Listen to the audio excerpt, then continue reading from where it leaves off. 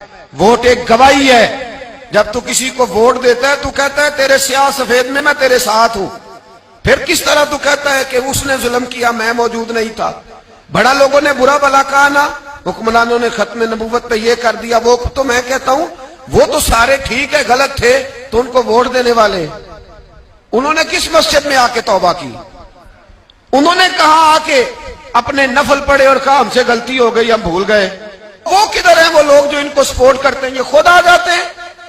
ہمیں نہیں پتا کہ جس کو ہم ووٹ دے رہے ہیں وہ ظالم ہے.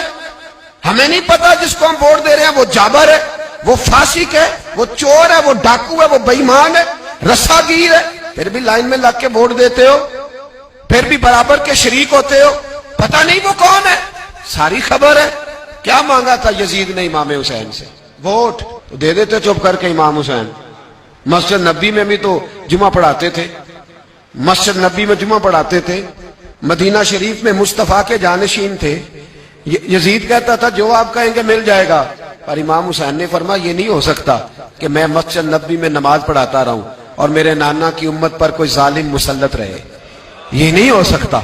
ووٹ مانگتا تھا, ووٹ. تجھے ووٹ کی قدر کا نہیں پتا. امام حسین نے 18 سال کے نوجوان سے لے کر 6 مہینے تک کا علی اصغر قربان کر دیا, پر ظالم کو ووٹ نہیں دیا.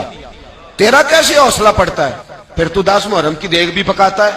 کس طرح تیرا حوصلہ پڑتا ہے؟ کس طرح کر کے تیرے اندر ہمت آتی؟ جلال بادشاہی ہو یا جمہوری تماشا ہو, جدا ہو دی سیاست سے تو رہ جاتی ہے چنگیزی. ظالموں کا مددگار بھی ظالم ہوتا ہے, ظالموں کا مددگار بھی. جو بڑے ظالم کے نیچے چھوٹی فوٹو بھی لگوائے, ووٹر اور سپورٹر بنے, وہ نہیں ظالم, وہ نہیں سخت. اور جو اللہ خیر کرے دفتر ہی کھول کے بیٹھ رہے اپنی بیٹھک کے آگے, جلیبیاں بھی کھلائے, میرے کہنے پہ ووٹ دینا, وہ نہیں ظالم. بچ گئے, باہر نکل گئے, نہیں جی نہیں ہم پاک صاحب ہیں, حکمران بڑے ظالم ہیں. نا تو بچ نہیں سکتا, تو برابر کا شریک ہے. مجھے ایک صاحب کہنے لگے ووٹ ڈالنے چلیں. الحمدللہ میں کبھی نہیں گیا. جب بندہ سمجھ میں آئے گا, مرضی کا آئے گا تو جائیں گے انشاءاللہ تعالی.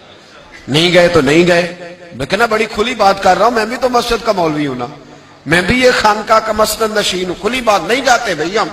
ایسے ہی ہے کوئی جس کا جو دل کرے گا ہمیں ہانک کے لے جائے گا. ہماری بنیاد بھی ہے, ہمارا وقار بھی ہے, ہم رسول اللہ کے نام لینے والے ہیں.